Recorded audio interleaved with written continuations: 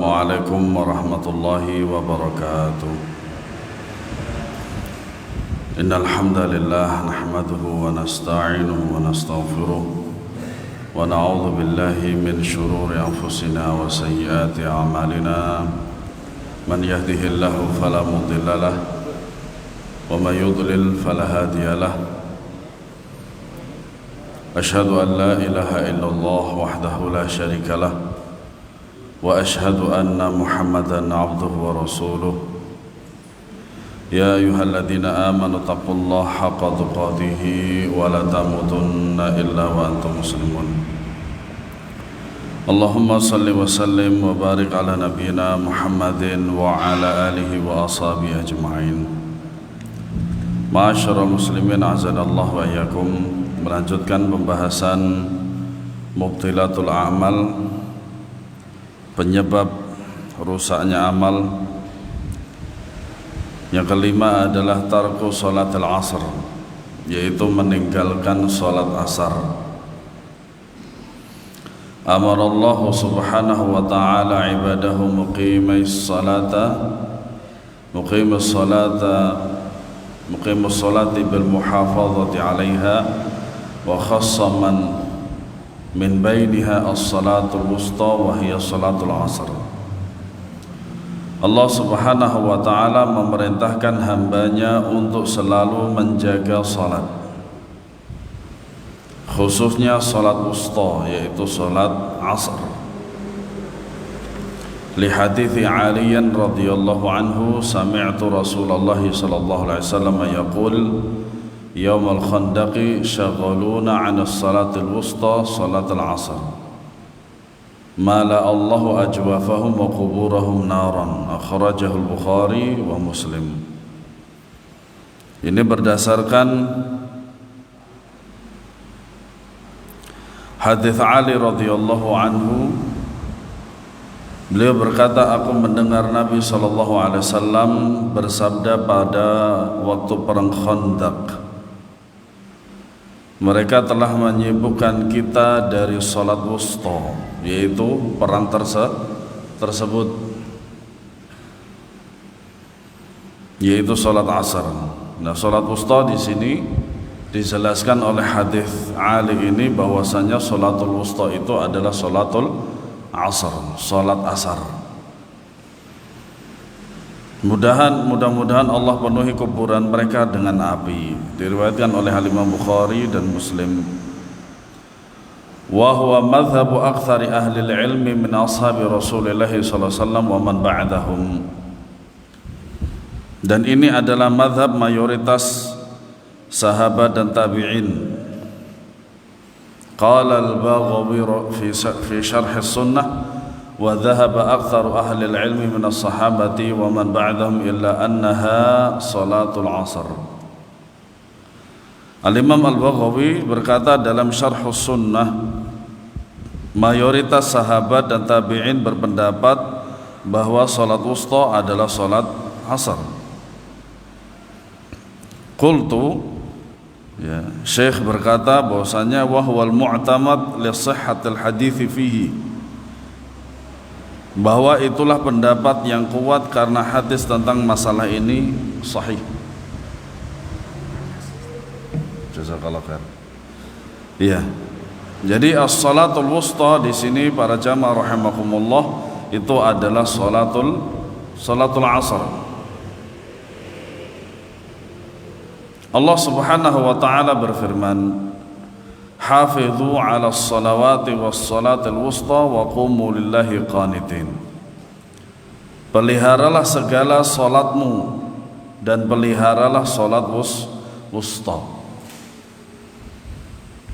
Dalam banyak hadis Rasulullah SAW menyebutkan tentang salat-salat khusus.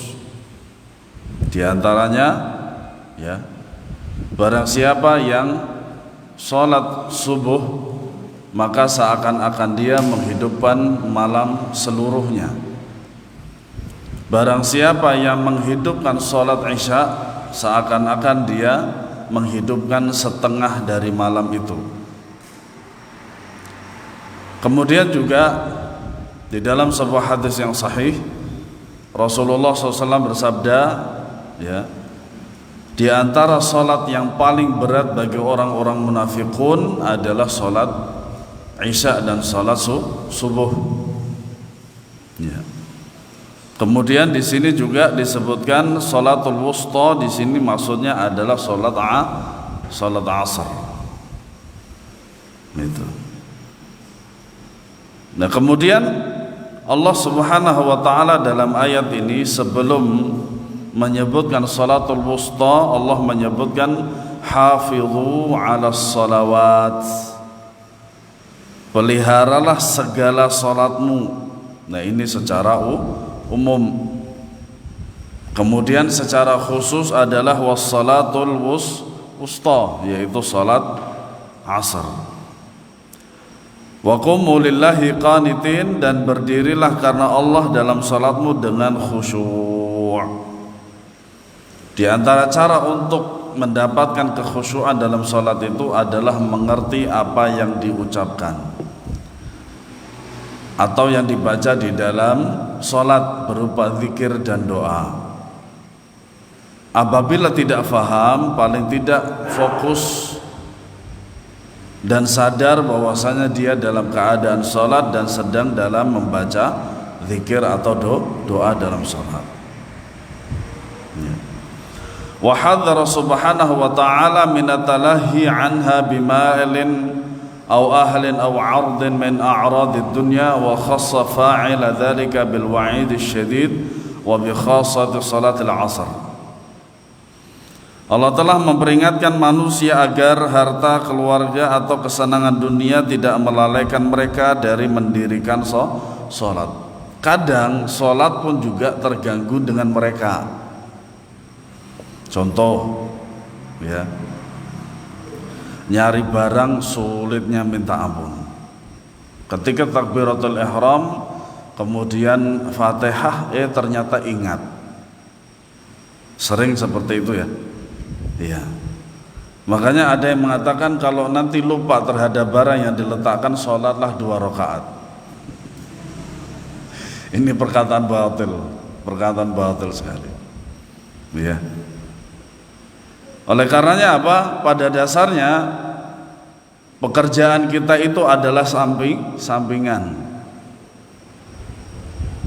untuk menunggu waktu sholat. Sehingga ketika sholat, ya, sudah waktunya masuk, kemudian dikumandangkan azan, maka bergegaslah untuk ambil wudhu, meninggalkan pekerjaan, kemudian ambil wudhu, dan kemudian apa? Sholat. Ya. Makanya kadang sholat itu perkara yang paling mudah untuk ditinggalkan. Nah, sekiranya kalau sholat itu adalah perkara paling besar di hadapan Allah Subhanahu wa ta'ala selain syahadatain, kemudian paling mudah untuk ditinggalkan, maka pekerjaan yang lain, ibadah-ibadah yang lain juga akan mudah untuk ditinggalkan. Ada juga sebagian berpendapat bahwasanya sholat itu adalah beban buat dia, padahal apa? Sholat itu menjadi peringan beban dia di akhirat, di dunia dan di akhirat. Ya. Dia juga mengancam pelakunya dengan hukuman yang sangat berat, terutama bagi mereka yang melalaikan sholat asar. Allah Ta'ala berfirman, fawailul lil musallin alladzina hum an salatihim sahun. Maka kecelakaanlah bagi orang-orang yang sholat. Orang yang sholat aja masih ada celaka, masih ada ancaman celaka. Bagaimana orang yang sholat yang mendapatkan ancaman itu? Alladzina hum an salatihim sahun, yaitu orang-orang yang lalai dari sholatnya, ghafil, sahi. Ya. Qala Nabi sallallahu alaihi wasallam, Nabi sallallahu alaihi wasallam bersabda, alladzi tafutuhu salatul asri ka'annama wutira ahlahu wa malahu. Orang yang meninggalkan sholat asar seperti kehilangan keluarga dan hartanya. Artinya banyak sekali yang dia kehilangan. Ya, kehilangan harta dan kehilangan keluarga. Orang kadang kalau kehilangan harta masih ada keluarga, ya, maka dia masih ada bisa motivasi untuk bekerja. Ya. Kalau kehilangan keluarga, ya, dia masih ada motivasi untuk untuk bekerja dan kemudian mendapatkan harta, sehingga bisa jadi nanti keluarganya akan kumpul lagi. Nah, kalau sudah kehilangan harta dan kehilangan keluarga, apa yang diharapkan? Ya. Saya mendengar cerita dari kakak saya. Ya, sebelum saya pulang itu beberapa hari ada orang gantung diri, bunuh diri dengan gantung diri. Nah, ceritanya apa? Dia itu ngirim uang dari hasil pekerjaan dia itu ke rumah dengan tujuan yang pertama adalah untuk orang tua, yang kedua adalah untuk bangun rumah. Nah, ternyata apa yang dia harapkan itu tidak tercapai. Apa itu? Uangnya habis, rumahnya nggak kelihatan. Uangnya habis, rumahnya nggak kelihatan. Stres dia, stres berat. Akhirnya setelah itu dia bunuh diri. Ya. Nah, yang seperti itulah, ya, apabila sudah kehilangan semuanya kadang sudah putus asa. Padahal di dunia ini seberat apapun Allah Ta'ala berfirman, la yukallifullahu nafsan illa wus'aha. Masih kuat. Ya. Makanya setiap musibah, ya, yang mendekatkan diri, hasilnya adalah untuk mendekatkan diri kepada Allah Subhanahu wa taala, itu nikmat. Ya. Apabila setiap musibah itu justru menjadikan seorang itu jauh dari Allah Subhanahu wa taala, itu azab. Ya, itu azab. An Abil Malih Amir ibn Usamah ibn Umar al-Hudhali qala kunna ma'a Buraidah bin fi ghazwati fi yaumi ghaim, ya, fi yaumin ghaimin, faqala bakkiru bi salat al-'asr fa inna an-nabiy sallallahu alaihi wasallam qala man taraka salat al-'asr faqad habita 'amalahu. Dari Abul Malih Amir bin Usamah bin Umar al-Hudhali, ia berkata, kami bersama Buraidah pada salah satu peperangan di suatu hari yang mendung. Ia berkata, segeralah dirikan salat asar, karena Nabi SAW bersabda, barang siapa meninggalkan salat asar maka amalannya akan terhapus. Hadis riwayat Bukhari. Ya, ini menjadi perhatian kita semuanya, bahwasanya salat asar itu apabila ditinggalkan maka akan terhapus semua amalannya. Ya. Dan ini penjelasannya secara umum, apakah seterusnya atau waktu itu saja. Ya, tidak ada keterangan secara terperinci. Oleh karenanya, ya, itu menjadi kaidah umum. Kemudian yang keenam, at-ta'alli 'ala Allah subhanahu wa ta'ala, memvonis dosa dengan bersumpah atas nama Allah. Ya. Maksudnya bagaimana? Bersumpah atas nama Allah bahwa si fulan itu tidak diampuni oleh Allah Subhanahu wa taala. Bagaimana hukum dari perkataan ini? Ya. Rahmatullahi laqad wasi'at kulla syai'in wa min rahmatihi annahu idza syaa ghafara adh-dhunuba bila taubatin tafaddulan minhu wa ihsana. Rahmat Allah sangat luas dan meliputi segalanya. Nah, kita hadir di majelis ilmu ini juga termasuk rahmat Allah Subhanahu wa taala. Nah, di antara rahmatnya, apabila Allah berkehendak, Dia akan mengampuni dosa meskipun pelakunya belum bertaubat. Ini di antara bentuk rahmat Allah Subhanahu wa Ta'ala. Apalagi jikalau dia bertaubat. Hanya karena karunia dan kebaikan Allah Subhanahu wa Ta'ala. Wallahu azza wa jalla la yusalu amma yaf'alu wa hum yus'alun. Fahuwa ar-ra'ufur rahimul ghafurul wadud. Walakin ba'dun nasi mimman istadrajahum asy-syaitan wa zayyana lahum a'malahum idza ra'aw ba'dal khataya min ba'din nasi tarahum yusari'una fil qasam fayaqulu wallahi la yaghfirullahu li fulanin wa ma 'alima haula'i anna qawlam hadha khati'atan tuhbitul 'amal li'annahum qannatul bashara min rahmati rabbihim. Perbuatan Allah tidak dapat dipertanyakan, justru perbuatan manusia yang akan ditanya. Ya. Makanya tidak akan pernah ada jawabannya ketika seorang bertanya, ya, kenapa sih Allah membuat ini dan itu? Ya. Kenapa sih Allah menciptakan babi kalau untuk diharamkan dimakan? Atau pertanyaan-pertanyaan semisal. Ya. Maka justru perbuatan manusia yang akan ditanya. Ya. Allah Maha Lembut dan Maha Penyayang. Tetapi Anda dapati sebagian orang yang digoda dan dihiasi amalannya oleh syaitan. Makanya perkataan yang semacam ini tidaklah keluar dari orang yang kecuali dia itu telah dikuasai oleh syaitan, perkataan tersebut. Apabila melihat kesalahan orang lain karena tergesa-gesa bersumpah, demi Allah, Allah tidak akan mengampuni fulan.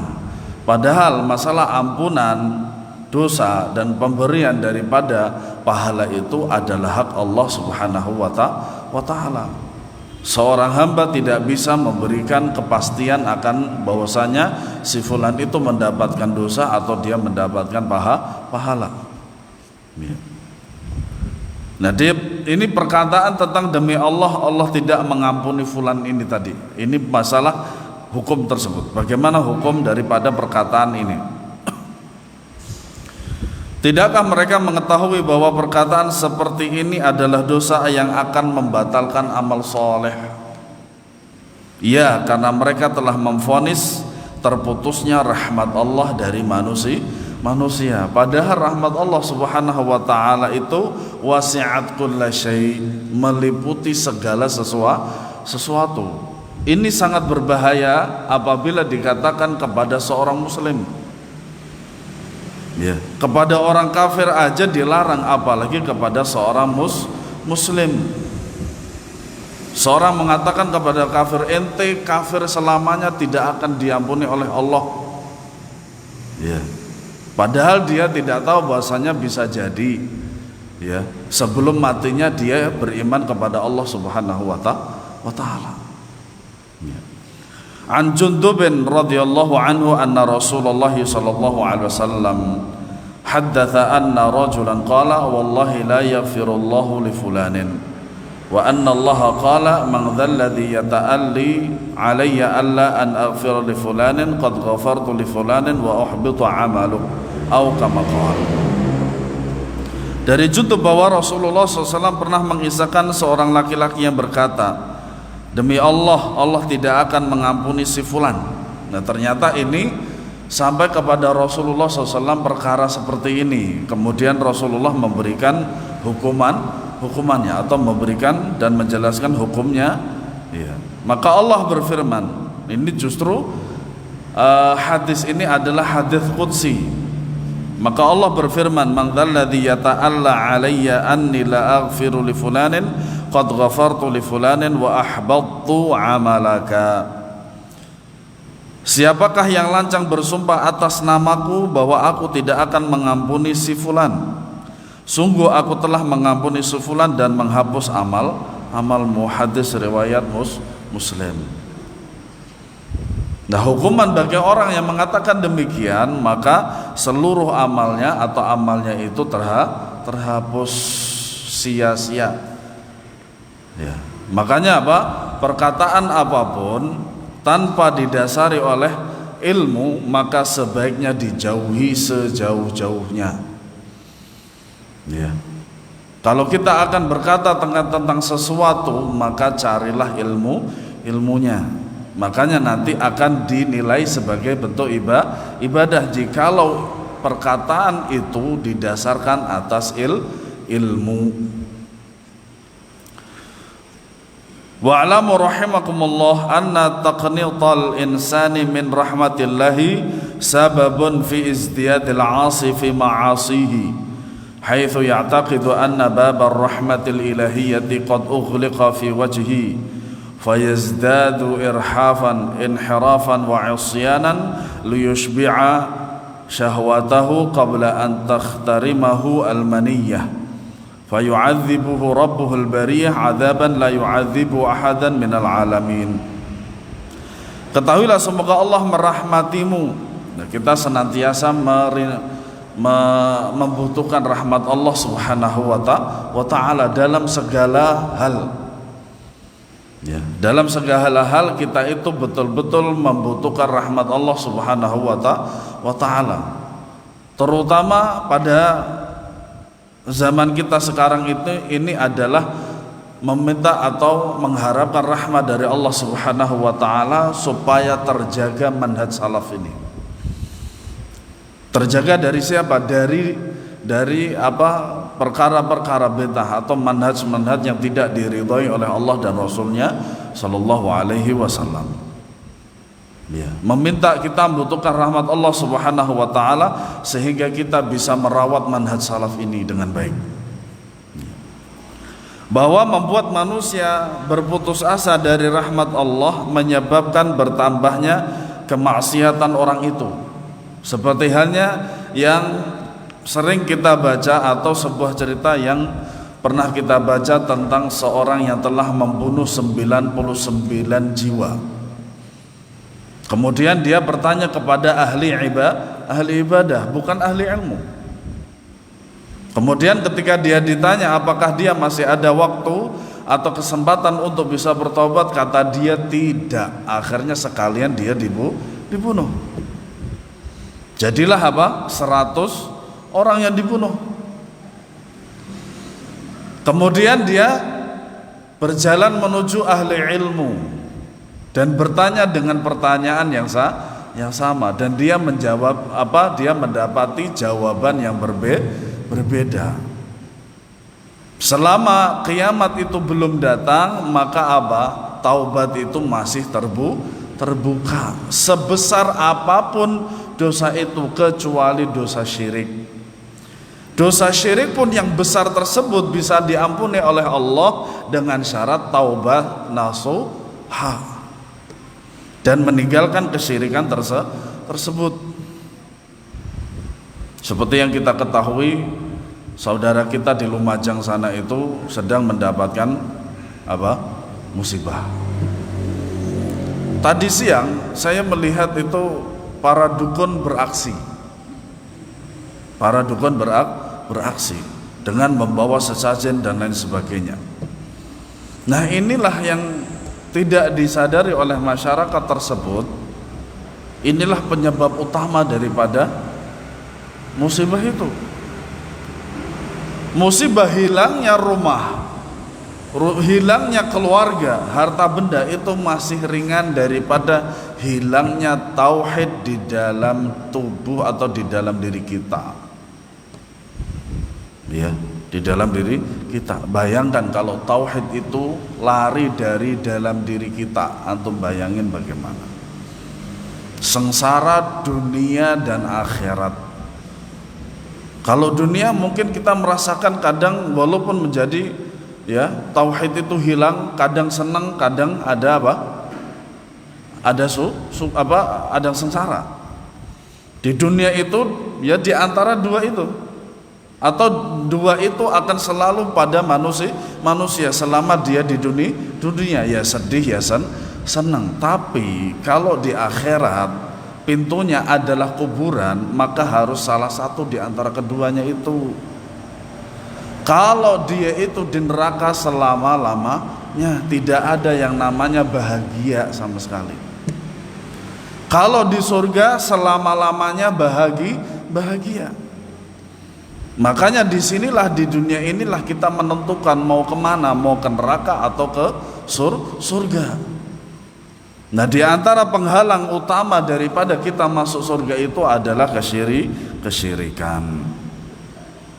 Ya. Karena ia beranggapan bahwa pintu rahmat Allah telah tertutup untuknya, sehingga bertambahlah kemaksiatan dan penyelewengannya untuk memuaskan nafsunya sebelum ajal menjelang. Akibatnya Allah Rabb alam semesta menimpakan azab yang lebih keras dari yang lainnya. Ala yastahiqqu man kana mughlaqan lil khairi miftahan lisyarri an yahbatallahu amalahu jazaa'a wifaqa. Kalau begitu, bukanlah pantas bila Allah membatalkan pahala orang yang menyebabkan tertutupnya pintu kebaikan dan terbukanya pintu keburukan sebagai balasan yang setimpal atas perbuatannya. Ya. Nah, inilah pertanyaan yang harus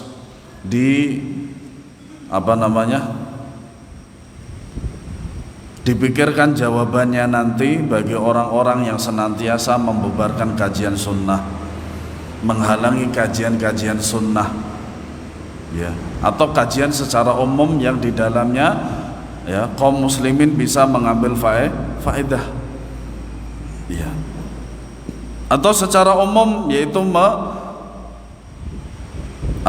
membuat orang berputus asa dari rahmat Allah Subhanahu wa taala sesuai dengan bab yang kita pelajari ini. Ya.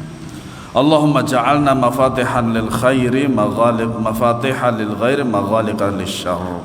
Ya Allah, jadikanlah kami sebagai kunci-kunci pembuka kebaikan dan jadikan kami penutup segala keburukan. Amin ya rabbal alamin. Kemudian yang ketujuh, penyebab rusaknya amal yang selanjutnya adalah yang ketujuh, masyaqqatur rasuli sallallahu alaihi wasallam qaulan aw amalan. Ya. Yaitu menentang Rasul dengan perbuatan atau perkataan. Ya. Qala ta'ala, ya ayyuhalladzina amanu la tarfa'u aswatakum fawqa sawtin nabiy wa la tajharu lahu bil qawli ka jahri ba'dikum li ba'din an tahbata a'malukum wa antum la tash'urun. Hai orang-orang yang beriman, janganlah kamu meninggikan suaramu melebihi suara Nabi, dan janganlah kamu berkata padanya dengan suara keras sebagaimana kerasnya suara sebagianmu terhadap sebagian yang lain, supaya tidak hapus pahala amalanmu sedangkan kamu tidak menyadari. Ini saja dalam perkara perkataan. Allah Subhanahu wa taala melarang kita, ya, para umatnya, untuk tidak meninggikan suara kita, ya, kepada Nabi Shallallahu Alaihi Wasallam. Ya. Kalau melakukan demikian, Allah Taala mengatakan antahbata a'malakum wa antum la tash'urun. Maka pahala amalanmu itu akan hangus dan kalian tidak merasa. Ya, ini perkataan saja. Bagaimana dengan perbuatan? Yaitu perbuatan-perbuatan yang tidak ada contohnya dari Nabi Sallallahu Alaihi Wasallam. Sehingga orang-orang yang berbuat bid'ah tersebut itu pada dasarnya adalah membatalkan asyhadu anna Muhammadar Rasulullah. Ya. Makanya apa? Kita harus berhati-hati dalam perkara bid'ah.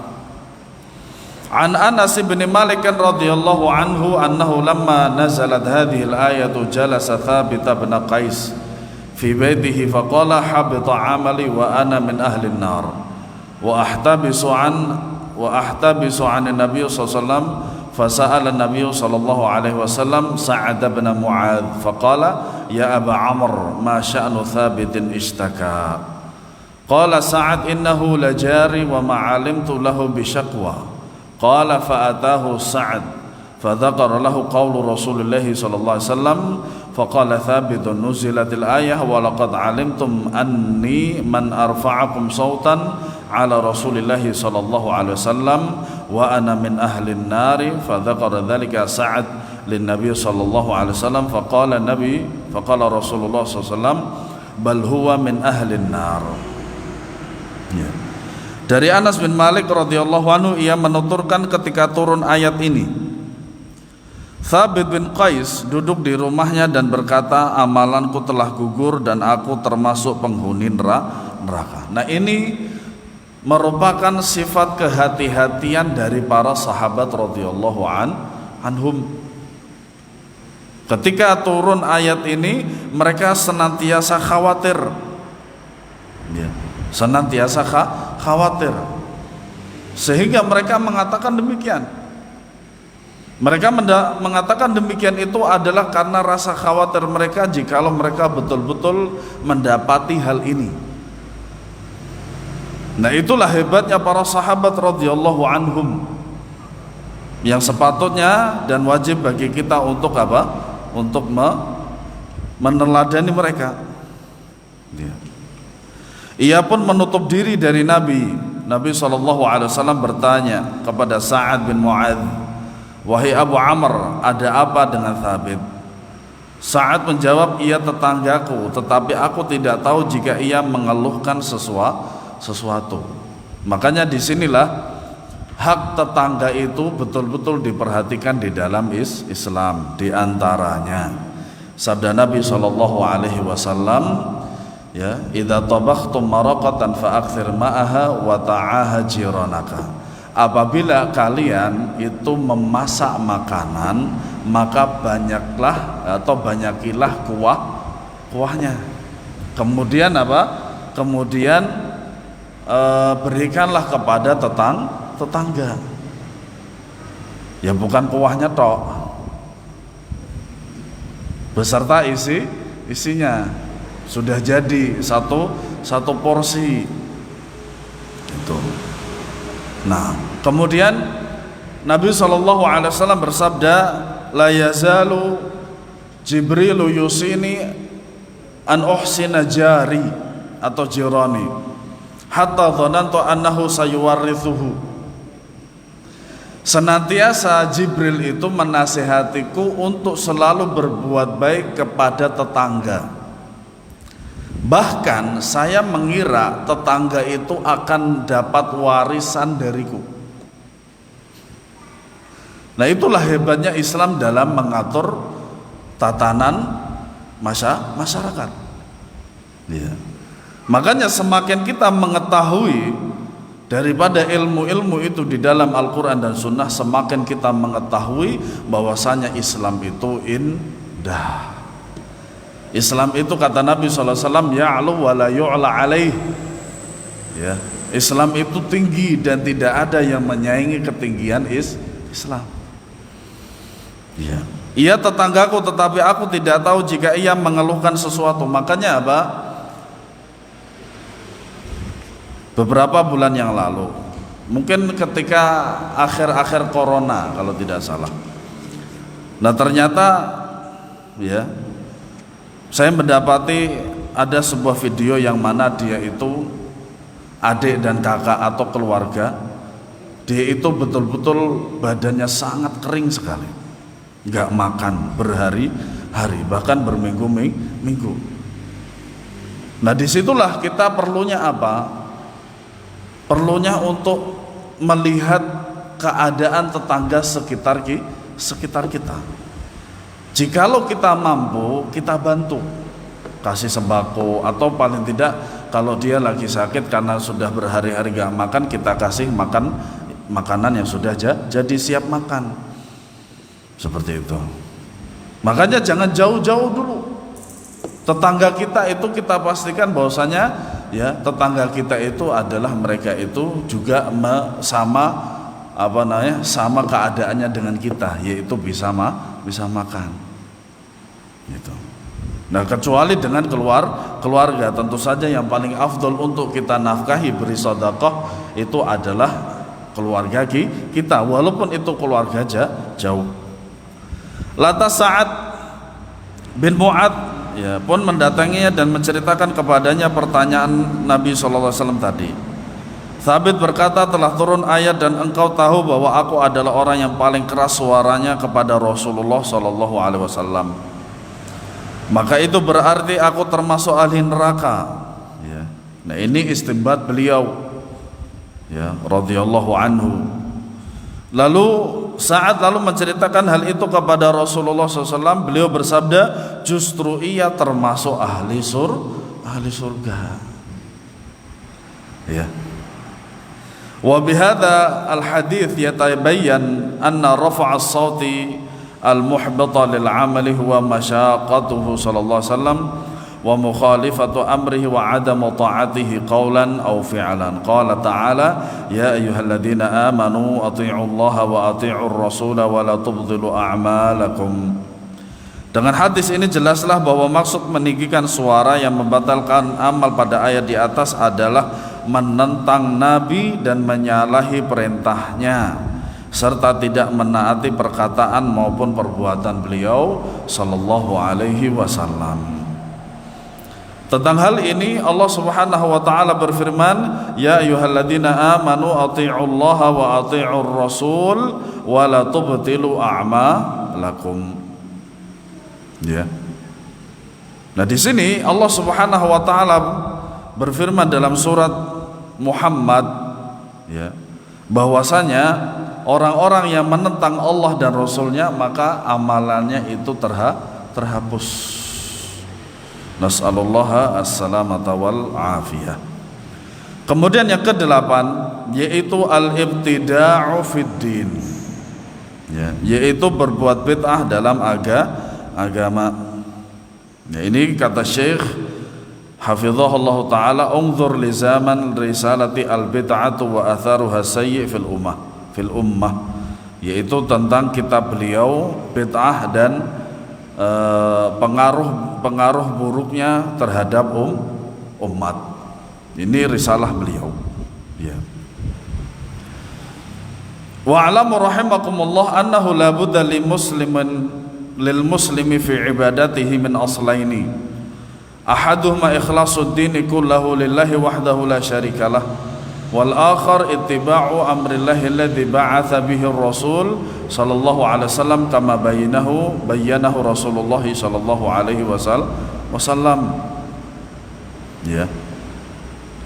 Ketahuilah, mudah-mudahan Allah merahmatimu, bahwa dalam ibadah wajib seorang muslim untuk memenuhi dua syarat. Artinya apa? Dua syarat inilah yang menjadikan ibadah itu menjadi diterima di sisi Allah Subhanahu wa ta'ala. Yang pertama adalah ikhlas, mengikhlaskan seluruh agama ini hanya untuk Allah semata, tidak ada sekutu baginya, yaitu mentauhidkan Allah Subhanahu wa ta'ala, dan bahkan dia adalah perintah Allah yang paling agung, yaitu mentauhidkan Allah Subhanahu wa ta'ala. Seluruh para nabi dan rasul, dakwah mereka pertama kali kepada manusia itu adalah tauhid, mentauhidkan Allah Subhanahu wa ta'ala. Dan tidaklah Allah menciptakan manusia, jin dan manusia itu kecuali adalah untuk menyembah Allah Subhanahu wa ta'ala, beribadah kepada Allah Subhanahu wa ta'ala. Kemudian yang kedua, menjalankan perintah Allah yang dengannya Rasul diutus, sebagaimana yang diterangkan oleh Rasulullah sallallahu alaihi wasallam. Ini sebagaimana firman Allah Subhanahu wa taala, qul in kuntum tuhibbunallaha fattabi'uni yuhibbukumullah. Ya. Katakanlah wahai Muhammad kepada mereka, apabila kalian itu, ya, mencintai Allah Subhanahu wa taala, maka ikutilah Nabi sallallahu alaihi wasallam. Ya, makanya Al-Imam Ibnu Katsir rahimahullah taala mengatakan, apabila ada orang yang mengaku cinta Allah Subhanahu wa taala tapi tidak mengikuti, tata cara Nabi SAW dalam ibadah, maka dia adalah pendusta. Ya, maka dia pendusta.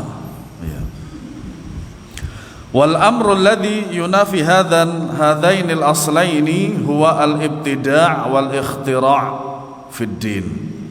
Ya.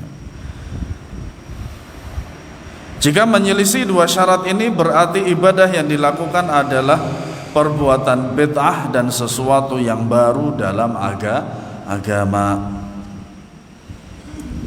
Bid'ah itu apakah berupa HP ini, mic ini, kemudian kipas angin, pesawat dan sebagainya.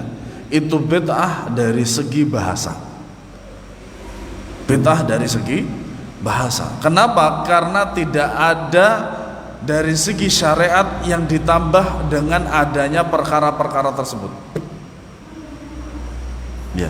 Makanya hadis tentang bid'ah itu adalah apa? Dengan kata amruna. Lafadznya apa? Amruna. Amruna di sini apa maknanya? Adalah agama, urusan kami. Kami di sini siapa maksudnya? Nabi Shallallahu Alaihi Wasallam. Nah, amron di sini apa? Amron itu adalah agama. Artinya apa? Bid'ah itu adalah urusan agama. Yaitu apa? Berupa tata cara peribadatan dalam Islam. Bukan produk-produk manusia seperti pesawat, mobil, ini untuk azan dan seterusnya. Bukan itu. Rasulullah SAW diutus oleh Allah bukan untuk perkara dunia. Kata Nabi SAW, untuk perkara dunia, antum a'lamu bi umuri dunyakum, kalian lebih tahu tentang perkara atau urusan dunia kalian. Kalau masalah agama, kembalikan kepada Allah dan Rasulnya. Kalau masalah dunia, kembalikan pada diri sendiri. Karena apa? Kita itu lebih hebat dari Rasulullah masalah dunia. Ya. Makanya kalau ada orang mengatakan bid'ah itu ya diantaranya adalah mikrofon, pesawat dan lain sebagainya. Katakan Rasulullah SAW tidak diutus untuk perkara dunia. Tetapi Rasulullah SAW diutus adalah untuk perkara agama, yaitu agama Allah Subhanahu wa Ta'ala. Makanya lafadznya itu adalah amruna. Ya. Wal ibtida'u mubtilun lil 'amali muhbitun lil ajri, wa fi dzalika yaqulu Rasul sallallahu alaihi wasallam, man ahdatha fi amrina hadza ma laysa minhu fa huwa raddun. Wa fi riwayatin man amila amalan laisa alaihi amruna fahuwa raddun. Perbuatan bid'ah membatalkan amalan dan menghilangkan pahala. Rasulullah SAW mewanti-wanti hal tersebut dalam sabdanya, barang siapa yang menciptakan, membuat sesuatu yang baru dalam agama ini yang bukan berasal darinya, maka ia tertolak. Makanya di sini maknanya apa? Berasal darinya. Nya itu ke apa? Ke agama. Ya. Dalam riwayat yang lain, barang siapa yang melakukan amal ibadah dengan suatu amalan yang tidak berasaskan pada agama kami, ya ini sangat jelas sekali, ya, maka ia tertolak. Hadis ini diriwayatkan oleh Imam Bukhari dan Muslim dari hadis Aisyah, dan riwayat kedua diriwayatkan oleh Imam Muslim dan seterusnya. Hadzal qaulun nabawi yu'addu min usulil Islam wa qa'idatun min qawaidihi bal huwa syatruddin. Sabda Nabi ini merupakan salah satu inti ajaran Islam dan pilar utamanya, bahkan ia merupakan separuh agama. Makanya hadis ini disebutkan oleh Al-Imam An-Nawawi di dalam kitab Al-Arba'un An-Nawawiyah. Falidzalika yanbaghi an yu'tana bihifdhihi wa واستعماله في إبطال البدع وإشاعة الاستدلال به كذلك لأنه صريح في رد كل البدع والمخترعات. Oleh karena itu isi hadis ini harus dijaga dan digunakan untuk menghapus bid'ah serta mensyiarkannya sebagai dalil untuk membatalkan bid'ah. Karena isi hadis ini tegas membantah setiap bid'ah. Bahkan ada yang mengatakan hadis ini dhaif. Hadis ini dhaif, dan ternyata orang yang mengatakan hadis ini dhaif adalah bukan ahli hadis. Bukan ahli hadis. Apakah dipercaya orang yang mengatakan demikian sementara dia bukan ahlinya? Tentu saja tidak dipercaya. Wa fi riwayati tsaniyati ziyadatun wa hiya annahu qad yu'anitu ba'dal mubtadi'in fayaqul ana lam uhdits wa inna ma sabaqtu fayahtaju alaihi bi riwayati tsaniyah allati fiha at-tasrih bi radd kulli al-muhdatsat sawa'un ahdatsaha al-fa'il aw sabaqa bi ihdathiha wallahu al-muwaffiq. Dalam riwayat yang kedua ada tambahan keterangan, yaitu terkadang para ahli bid'ah itu berdalil dengan mengatakan, aku tidak membuat sesuatu yang baru, perbuatan ini telah didahului oleh orang-orang yang sebelumku. Jadi begini, riwayat yang pertama itu adalah bagi orang yang membuat bid'ah, ancamannya tertolak. Adapun hadis yang kedua itu adalah bagi yang mengamalkan bid'ah itu.